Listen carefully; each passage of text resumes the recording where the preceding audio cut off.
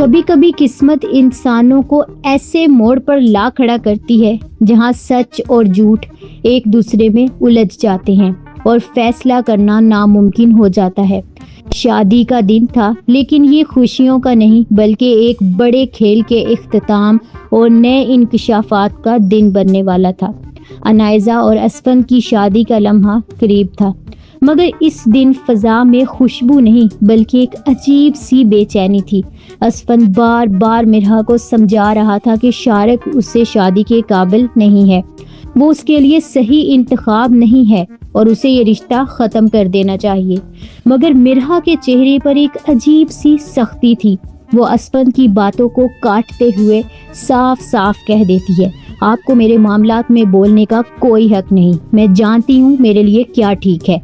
اسفند کو اندازہ نہیں تھا کہ مرحا پہلے ہی اپنا کھیل شروع کر چکی ہے اور اسے اچھی طرح معلوم تھا کہ شارق اس شادی کے لیے سنجیدہ ہے ہی نہیں بلکہ وہ صرف وقت گزار رہا ہے۔ لیکن مرحا نے حالات کو اس حد تک پہنچا دیا تھا کہ اب انائزہ کے ذہن میں ایک ہی فیصلہ جنم لے چکا تھا، شادی والے دن ہی شارق کے ساتھ بھاگ جانا۔ ادھر شادی ہال میں سب تیاریاں مکمل تھیں، لیکن اصل طوفان اندر ہی اندر پل رہا تھا۔ انائزہ دل ہی دل میں اس فیصلے پر پہنچ چکی تھی کہ وہ اس رشتے کو قبول نہیں کرے گی اور شارق کے ساتھ چلی جائے گی، اور یہی وہ لمحہ تھا جس نے پوری کہانی کا رخ بدل دینا تھا۔ جیسے ہی وقت قریب آیا، انائزہ نے سب کی نظریں چکما دیتے ہوئے وہ قدم اٹھایا جس کا کسی نے سوچا بھی نہیں تھا۔ وہ شادی چھوڑ کر شارق کے ساتھ نکل جاتی ہے۔ پورا حال سناٹے میں ڈوب جاتا ہے، مہمان ایک دوسرے کو دیکھتے رہ جاتے ہیں اور شادی کا سارا منظر ایک بکھرے ہوئے خواب کی طرح رہ جاتا ہے۔ لیکن اصل جھٹکا تو ابھی باقی تھا۔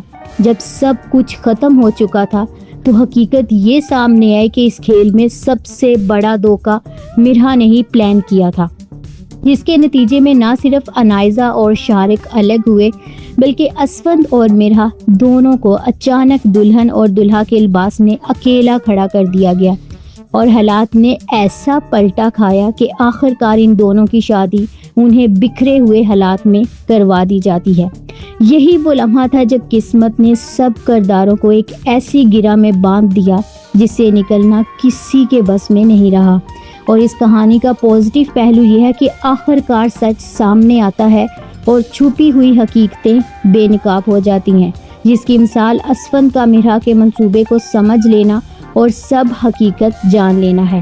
جھوٹ اور چالوں کی وجہ سے معصوم لوگ بھی نقصان اٹھاتے ہیں، جیسے انائزہ کا شادی سے بھاگنا اور سب کا جذباتی طور پر بکھر جانا۔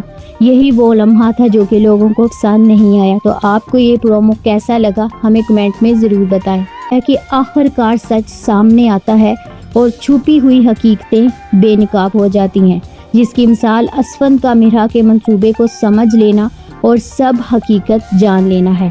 جھوٹ اور چالوں کی وجہ سے معصوم لوگ بھی نقصان اٹھاتے ہیں، جیسے انائزہ کا شادی سے بھاگنا اور سب کا جذباتی طور پر بکھر جانا۔